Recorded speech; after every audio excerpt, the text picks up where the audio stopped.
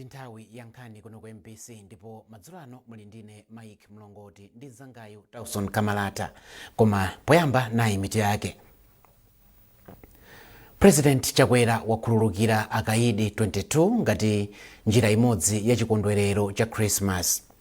Anthu mdziko muno awalangiza kuti agwiritse ntchito ndalama yawo mosamala mu nyengo ino ya Christmas kuti asadzavutike mwezi wa Januwale chaka chamawa. Ndipo anthu ochita malonda mdziko muno ayamikira mabanki powathandiza kupeza ndalama zakunja.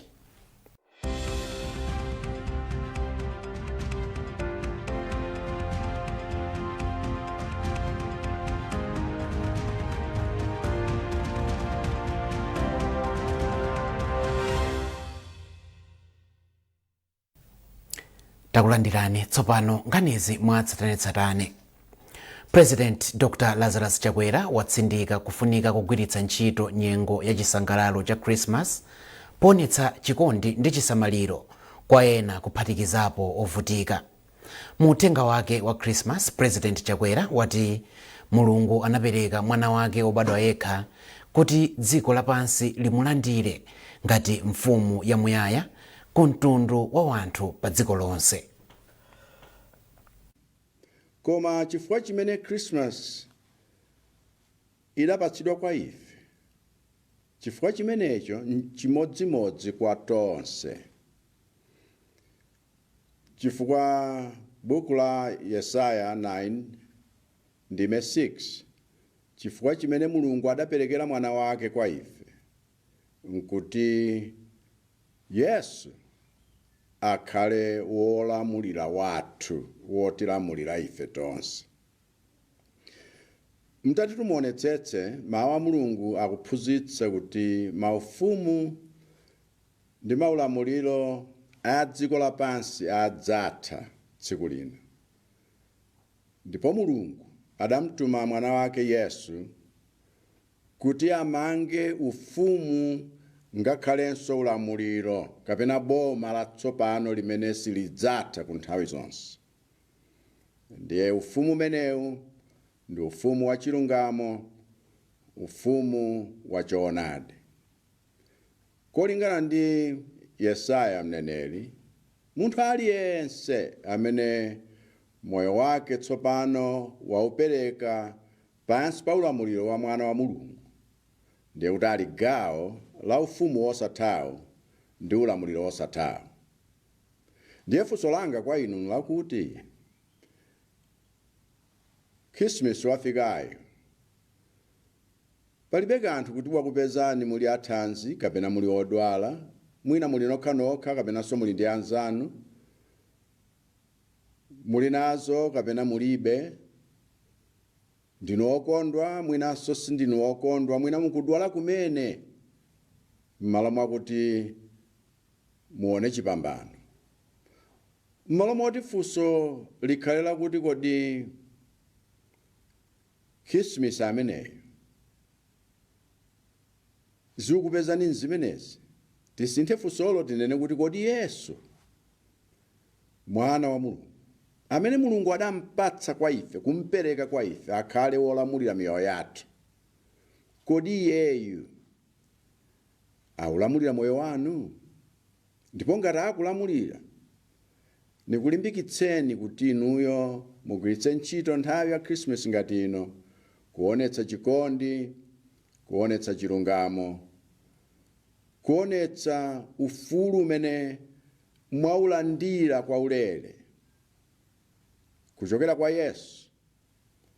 Zimenezo muzionetse kwa wonse amene akuzungulirani. Koma ngati sali wolamulira moyo wanu, ndikukuyitanani mwapaderadera kuti mumuyitane Yesu akhale wolamulira moyo wanu kuyambira lero. Pakadali pano President wa dziko lino Dr. Lazarus Chakwera wakhululukira akaidi 22 ngati njira imodzi ya chikondwerero cha Christmas ndi chaka chatsopano.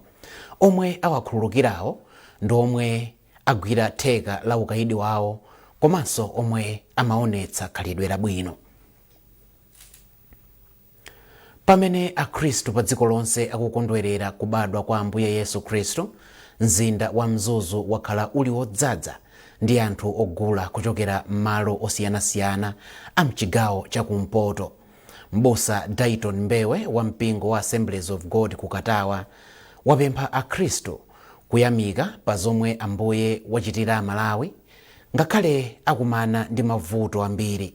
Mtolankhani wathu Ludovico Nyirenda wadza ndi zambiri.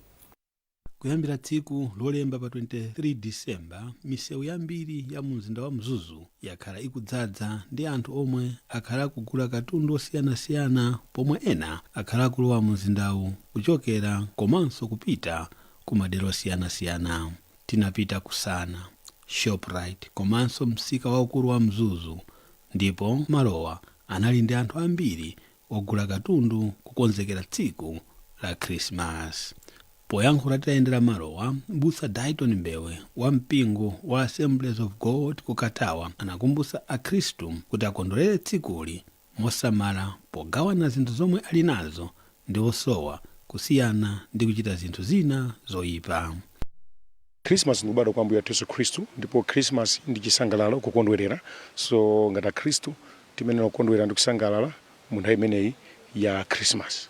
Nthawi imeneyi monga tikudziwa munthu kunyumba kwabadwa mwana makhala ndi chimwemwe. So nthawi yongoti basi tinkugawana mphatso kuwapatsa anzathu, basi kukondwera kuti mwana wabadwa. Komano tikamasangalala akhristu tikhale ndi malire athu chifukwa mapezero ukalowa mu zinthu zina zosalowa, avoid ngongole, kupanga spend mzinthu zimene mwina January kamabwera ndikumadza khala ngati mukudzidzimukira. So Christmas tisangalale komanso tisangalale mwanzeru. Mmodzi mwa anthu ogwira ntchito ku stolo ya Sana, a John Kalama, ati kamba kakuchuluka kwa anthu omwe akugula katundu, anthu ena amatengerapo mwayi wobera anthu ogula. Makasitoma ochuluka, katundu akutola mochuluka kontite yambiri kusiyana ndi masiku ambuyo. Tapezapo tagwerapo anthu awiri chakumawako amene ali ndithu ali m'manja mwa polisi amatsekula zikwama za makasitoma. Mmodzi mwa anthu omwe amagula katundu mstoloyi, ari Joyce Polepole, analangiza achinyamata anzake kuti apewe kuchita zinthu zosayenera munyengoyi. Kwa achinyamata anzanga kuti ayipange treat tsikuli ngati lofunikira kwa iwo, asalowelere kupanga chichonse chomwe chikhozotenga moyo wawo kapena kuyikisa moyo wawo pa chiopsezo. Pakadali pano, mtemi wa batemi Kyungu yapempha Amalawi kuti alimbikitse mtendere ndi umodzi pakati pawo pa nyengo ya chisangalaloyi. Christmas yopambana. Ludovico Nyirenda, MBC Mzuzu. Mpingo wa Bwaira ku Central Africa Presbyterian CCAP wapempha achinyamata kuti adzikondwerera Christmas moyenera. Mpingo unatsindika kufunika kosinkhasinkha tanthauzo lenileni la nyengoyi lomwe ndi kubadwa kwa Yesu Khristu. M'busa wa mpingo Joab Levison ndiyemwe wanena izi pamwambo wa nyimbo za Christmas womwe unachitikira ku mpingo mu mzinda wa Lilongwe. Mwambo unasonkhanitsa akhristu kuti akondwere ndi kulingalira za kufunika kwa Christmas. Tili ndi ripoti la McDonald Chiwayula. Levison wa ku Bwaira CCAP anatsindika kuti Christmas si nkhani ya zikondwerero chabe koma kukumbukira Yesu Khristu ngati mpulumutsi. M'busayi wapempha Khristu kuti azikondwerera nyengoyi polimbikitsanso kuti ena alandire uthenga wa chiyembekezo ndi chipulumutso. M'busa Levison anatumizanso uthenga wapadera kwa anthu amene sanathe kupezeka pamwambowu kuwalimbikitsa kuti aganizire za chikondi cha Yesu. Poyankhula ndi achinyamata, m'busa Levison wati achinyamata azisangalala njira yolemekeza Mulungu. Iwo anachenjeza za zikondwerero zopanda umulungu ndipo analimbikitsa achinyamata kusonyeza chikondi cha Khristu kupyolera mzochita zawo nthawi ya zikondwererozi. Uthenga wathu wa ine ngati munthu komanso uthenga umene likhoza kupereka ngati mpingo wa Bwaira CCAP ndi kuwalimbikitsa achinyamata kuti kondwerere mwa Ambuye wathu Yesu Khristu pamene tili mu nyengo ya Christmas. Popeza dziko lidatayika masiku ano, anthu amakondwerera mwa njira zosiyanasiyana, ena kuledzera, kuchitidwa mwina chipongwe, ena kumakasangalala mwa njira zina zosakhala bwino za dziko lapansi, koma akuti nthawiyo ndi ya Christmas. Koma ife ngati mpingo tiyalimbikitsa anthu kuti asangalale koma mwa Ambuye. Pamene akusangalala mwa Ambuye, zimenezo zimene zikhoza kuthandizira kwa anthu za ubwino wa Yesu. Popeza ngati tisangalala nyengo ya Christmas koma mwa chikunja, ndiye kuti siri kufotokozera bwino za chimene Yesu adabwerera, koma tiyenera kusangalala za kubadwa kwa mbuye wathu Yesu Khristu makamaka pakati pa chinyamata, powaonetsera anthu kuti Yesu amene tikumkondwererayo ndi wamoyo, ndi wabwino, amene amatikonda komanso amatisamalira, amene akhoza kukwanitsanso kutsogolera ngakhale achinyamata kukhala odzisunga ndi kukonzekera tsogolo lawo bwino. Chifukwa chake tikwati na achinyamata wonse kuti nawonso asangalale nawo nthawi imeneyi koma mwa Ambuye. mpingowu watsindikanso zakufunika kugawana mphatso ndi ntchito zachifundo pa nthawi ya chikondwererochi ngati njira yofalitsira chikondi cha Khristu. McDonald Chiwayula, MBC Lilongwe.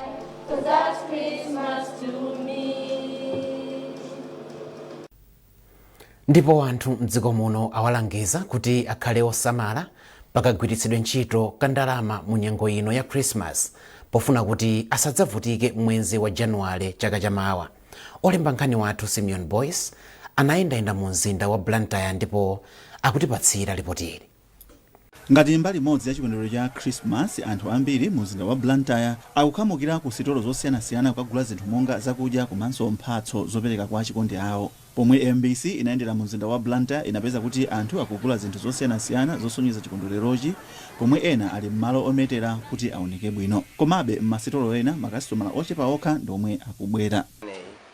Maona kuti imabwera ndi zosangalatsa zambiri, komano of course ngati munthu wa business mayembekezera kuti no nyengo ngati inoyo mukhala kuti no tikulandira makastoma ochuluka kwambiri, komano I think kuvuta kwa zinthu mdziko muno ndikumene kwapangisa kuti nomwena ngati ma sales adrope kuyerekeza ndi zaka zonse ya ndiye nyengo inoyo be of course ma sales alipo koma ali slow kuyerekeza ndi chaka chatha. Anthu ambiri omwe ayankhula ndi MBC ati ndizofunika kuti anthu akondwerere kubadwa kwa Yesu Khristu, koma achenjeza kuti nkofunika kusamala pakagwiritsidwe ntchito ka ndalama. Basically it's festive season, tikakhala tikukondwerera kubadwa kwa Yesu Khristu. Kwina kulikonse worldwide makamaka kwa Khristu. So kusangalala kumakhala chaka china chilichonse, koma tikuyenera kusamala mosamala. Tikati makhala zinthu zambiri zimene zimachitika. Makhala kuledzera, makhala ena kuyenda usiku pakati pa usiku, makhala kupanga ma unnecessary expenditures. Kuti maiwala kuna kusukolo tifunaso drama zomwezo kubisa ntchito ma school fees, ma transport ya kuchito. So ina malangizo kwambiri atakhala kuti ngati drama zilipo kupanga spend wake kukhale kuti tisamale kuti mina pamawa tisakhuliso tifoni kubwera Christmas. Tili munyengo ya chikondwerero yosangalala kwambiri tifanena kuti mpulumutsi watibadwirano nde timanena kuti tikondwere tikufuna kuti zinthu zathu zambiri zikhale bwino, tifuna kuti mpulumutsi watibadwira. Komanso tikulowa mchaka china cha nyowani chimene tikuona kuti takumana ndi zinthu zambiri, ena chaka ngati chimenechi sanakwanitse kufika, muna moyo wawo ataya achibale, ena ataya zinthu zawo, ena iwo kumene sanakwanitse kufika, ena ali muzipatala, koma ife tikumona Mulungu kuti watikondera kufikana mpaka tikufuna kuyembekeza kulowa chaka cha nyowani. Ineyo kungwanga kwa anthu ena onse amene mukuona programu iyi ndikunena kuti Disemba si nthawi yoti tipite tilezere mowa kapena yopita mzikondwerero zina zake kuononga ndalama. Mudziwa kuti ndalama panopa ikuvuta, pompano anakhala kusegulira sukulu tisamale, komanso amene tikuyenda pansi kuti tiyendetseni bwino, tisayendetse titaledzera mowa. Omwe ena akusangalala, ena akuganizira za ng'amba yomwe yagwa mdziko muno yomwe yapangitsa kuti mbewu ziume, ndipo akuti tigwiritse ntchito nthawi popempha mvula kwa Mulungu. Pano tingopempha Mulungu kuti atipatse mvula. Ambiri panopa anadzala komano mvula ndi yati. Akhristu a mdziko la Malawi agwirizana ndi Akhristu apa dziko lonse lapansi pokondwerera Krismasi. Ngati mbali ya chikondwererochi, gule wamkulu wa makanja analowa mu mzinda wa Blantyre ndi kufunira anthu mafuno abwino a Christmas.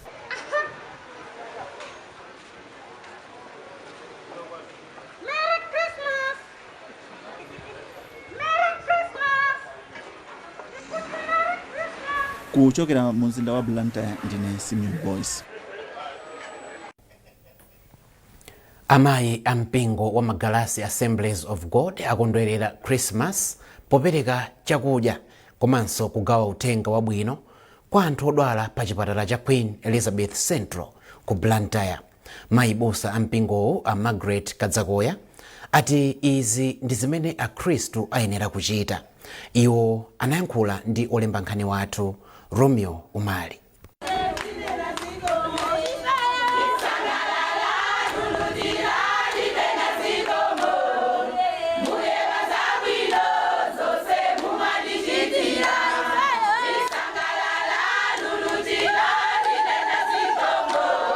No, kupeleka kwathu kwa chakudya tsiku la lero tinangofuna tisangalale nawo ndi anzathu amene ali mchipatala mu nyengo ino ya Christmas. Monga tikudziwira kunena kuti pofika mawa pano ngati anthu ali ku nyumba ali mzisangalalo zosiyana-siyana chifukwa cha kubadwa kwa Kristu Yesu. Ndiye tinaona kunena kuti anthu amene ali mchipatala pena amakhala kunena kuti tasiya kuti ali kuchipatala, komano tinangofuna kuti tizachereze ndi kuwakumbutsa kunena kuti tili ndi Yesu amene amakondabe, ndefe tinabwera kuzachereza kudzera mu chakudya chimenechi. Pamene timakaona anthu amakhala kuti ndi osangalala chifukwa cha chakudya chimene tapereka, koma kunkhani ya utenga umene tinabweretsa sitinangofuna kuti ungothera pa chakudya chimenechi, koma timafuna tiakumbutse kunena kuti kunja kuno kuli Mulungu amene amakonda, monga mwa mawu ake ochokera pa Yohane chapter 3 verse ya 16, pamene akunena kuti pakuti Mulungu adakonda dziko lapansi kotero kuti anapatsa mwana wake obadwa yekha, kuti yense amene ali okhulupirira iye asatayike koma akhale nawo moyo wosatha.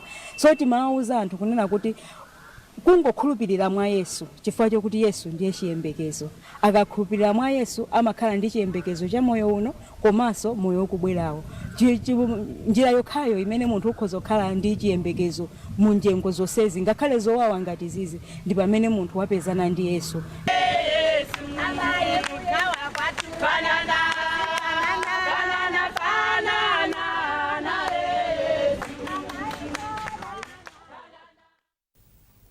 Nkhanizi zikuchokera kuno ku MBC ndipo masanano madzulo ano muli ndine Mike Mlongoti ndi nzangayo Tauson Kamalata. Bwanji tikumbutsane mitu yake. President Chakwera wakhululukira akaidi 22 ngati njira imodzi ya chikondwerero cha Christmas. Anthu mdziko muno awalangiza kuti agwiritse ntchito ndalama yawo mosamala mu nyengo ino ya Christmas kuti asadzavutike mwezi wa Januwale chaka chamawa. Ndipo anthu ochita malonda ayamikira mabanki powathandiza kupeza ndalama zakunja.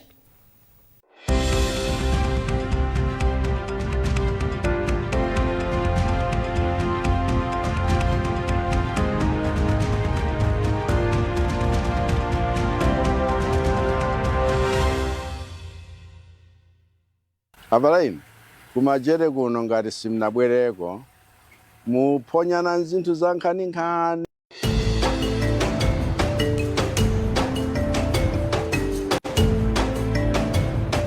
Kuno kuli nyama zosiyana-siyana.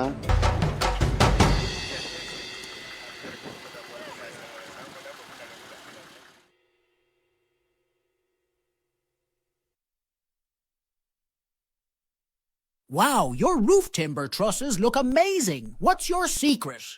I only use the best anti-termite products on my timber. I trust Sheldrite Anti-Termite to keep them looking pristine.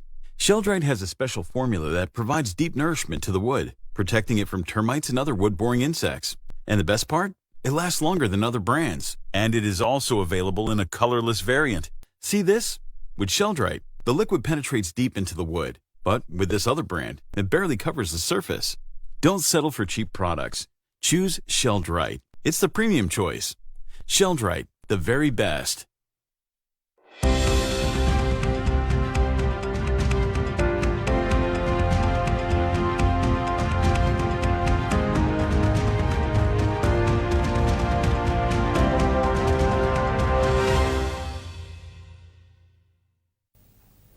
Takulandiraninso ku nkhani zathu ndipo tipitirize ndi nkhani yokuti anthu ochita malonda mdziko muno ayamikira mabanki powathandiza kupeza ndalama zakunja ngakhale ndalamazi zimasowa mdziko muno. Mmodzi mwa anthu ochita malonda ndiye wanena izi pomwe amafotokozera MBC mmene ntchito za malonda zayendera mdziko muno mchaka chomwe chikuthachi. Tili ndi ripoti la Margaret Mapando ndi Beatrice Mwape, koma akuwerenga ndi Margaret Mapando. Ngakhale dziko lino lakumana ndi mavuto osiyanasiyana mchaka chomwe chikuthachi, dziko lino akuti layisetsa kuti ntchito za malonda ziziyenda bwino. malingana ndi ochita malonda ngakhale akhala akukumana ndi mavuto monga akusowa kwa mafuta galimoto ngakhalenso ndalama zakunja, iwo ayesetsabe kupanga phindu pa malonda awo. Mmodzi mwa akuluakulu oyendetsa sitolo za Tutlas ati mchakachi mabanki ayesetsa kuti adzipereka ndalama zakunja kwa ochita malonda ngakhale ndalama zakunja zimasowa zomwe zathandizira kuti bizinezi zomwe zimagwiritsa ntchito ndalama zakunja zipitirire kuchita bwino.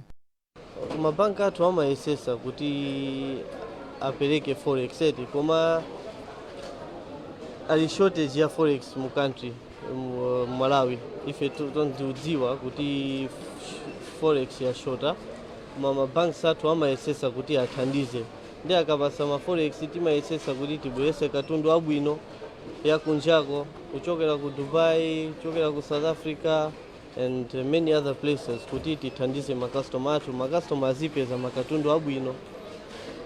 Malingana ndi mmodzi mwa akuluakulu ku sitolo za Ekaya Farms, Ajalon Mweya anati ntchito za malonda mchakachi zayenda bwino ngakhale panali zina zotsamwitsa. Mafuta amapanga contribute kwambiri pa economy ya dziko. Chifukwa china chilichonse kuti chibwere mu store pafunika transportation. Kandi anthu ogulawo kandi katundu kuti abwere pafunika transportation. So ngati transportation yukanika chifukwa cha mafuta kulibe anthu akungokhala sakuyenda zimakhala zovuta zedi. Komanso ndazina pacha zimene zimapangisa kuti mitengo izikwera. Chifukwa natapo kuti mafuta kulibe basi akungokweza zinthu mmene angafunire. So zimenezo zimakhala ngati zovuta business. Izi zili mchomwecho ndi ochita malonda azakudya mdziko muno. Malingana ndi oyang'anira malo odyera Kips Amorini Mtolongo ati kusowa kwa ndalama zomwe anthu amakhala nazo akafuna kusangalala ndi apabanja pawo komanso anzawo malo odyera pamwamba zinakhudza ntchito za malonda awo mchakachi.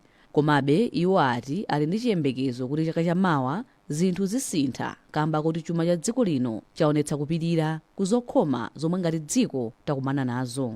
Kufunisisa ife kuna kuti mwina mwake olo kuti mene anthu tikafusa kwambiri manga anthu America majesa nawo ndalama ifezi kuti vuta mwina mwake zinthu zinakaonjezekera mwina olo kuma kunjako zambire kunja makamaka. Pamene chakachi chikutha, anthu ochita malonda ambiri ali ndi chiyembekezo kuti chuma cha dziko lino chipitirira kusintha kuti bizinesi zawo ziziyendanso bwino. Margaret Mapando, MBC, Lilongwe. Kampani ya K Motors yapereka galimoto ya ambulance yomwe yakonza ndi ndalama zokwana 12 miliyoni kwacha ku chipatala cha boma cha Mwanza. Polankhula pomwe amapereka galimotoli, mkulu wa kampani ya K Motors Marlon Mount wati agwira ntchitoyi ngati gawo limodzi lofuna kubwezera kwa makasitomala ake mu nyengo ino ya Christmas. Mkulu oyang'anira chipatala cha boma cha Mwanza, Dr. Francis Makia, wathokoza kampani ponena kuti ambulasi ichepetsa mavuto amayendedwe a odwala. Ife ngati chipatala ndifosangalala kwambiri chifukwa cha ntchito yabwino ya chifundo yomwe K Motors apanga polingalira kuti ambulasi ndi chinthu chofunikira kwambiri tikamagwira ntchito ngati a chipatala pamene tikuthandiza anthu odwala siku ndi siku kuno ku Mwanza. Monga muzoti chipatala chicho simene apakhale kuti pali galimoto yokuti zinyamula odwala kuno kuti ndi zipatala 4 ndeno magalimoto pamafuna kuti paliponse pakhale galimoto zomwe pano pa sitimatha kukwanisa. Koma ndikubwera kwa ambulasi ndikuti khala kuti chipatala chichonse palino galimoto komanso ndikuti pazikhala kuti galimoto ilipo yoti ngati odwala wafunika kuti apite ku chipatala chachikulu ku Queens titha kunyamula kumpitisa. Monga muzoti makhala kuti mapatient tikutumiza ku Queens pasiku paja mwina kawiri katatu ndi zimene zimafunika kuti pakhale kuti magalimoto alipo ndiopezekeratu kuti atha kunyamula patient. Pomaliza nkhanizi nayinso mitu yake. President Chakwera wakhululukira akaidi 22 ngati njira imodzi ya chikondwerero cha Christmas. Anthu mdziko muno awalangiza kuti agwiritse ntchito ndalama yawo mosamala mu nyengo ino ya Christmas kuti asadzavutike mwezi wa Januwale chaka chamawa. Ndipo anthu ochita malonda mdziko muno ayamikira mabanki powathandiza kuti apeze ndalama zakunja.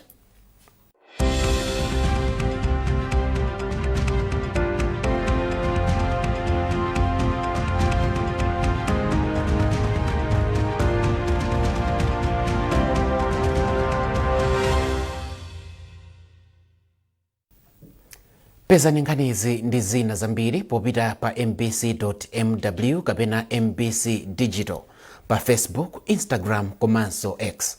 Munali ndine Mike Mlongoti ndi nzangayu Tauson Kamalata. Tikufunirani chuti cha Christmas chopambana.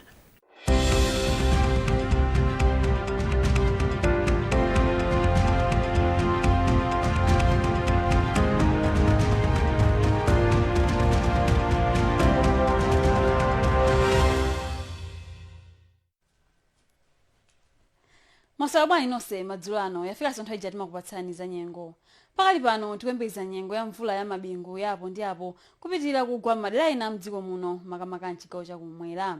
Tikuyembekezeranso nyengo ya mphepo madera ambiri a mdziko muno ndetiye tonse tikakhale osamala. Izi choncho kamba ka mphepo zosakhazikika zomwe zikuchokera nyanja ya mchere ya India chakumvuma kumafalikira madera ambiri akwathu kuno. Usiku uno tiyembekeze nyengo ya mitambo kupitirira madera ambiri a mdziko muno kuphatikizapo nyengo ya mvula ya mabingu yapo ndi apo komanso nyengo ya mphepo. Chimodzimodzinso mawa kudzakhala kwa mitambo komanso tiyembekeze nyengo ya mvula ya mabingu yapo ndi apo kudzaoneka madera ena a mdziko muno. Kudzafunda mawa ndi madigiri okwana 27 kwa Ngabu komanso kunsanje kumatiyembekeze nyengo yozizirako pang'ono ku Blantyre kumwanza komanso ku Lilongwe ndi madigiri okwana 20. Mawa masana tiyembekeze nyengo ya mitambo kudzapitirira madera ambiri a mchigawo chakumwera, madera ena a mchigawo chapakati komanso madera ambiri a mchigawo chakumpoto. Tiyembekezenso nyengo ya mvula ya mabingu yapo ndi apo kudzapitirira kuoneka madera ena makamaka mchigawo chakumwera. Kudzatentha mawa masana ndi madigiri okwana 28 kunzimba komanso kunzuzu kumatiyembekeze nyengo yotentha kwambiri kunsanje komanso kwa Ngabu ndi madigiri okwana 37. Nkucha lino lachisanu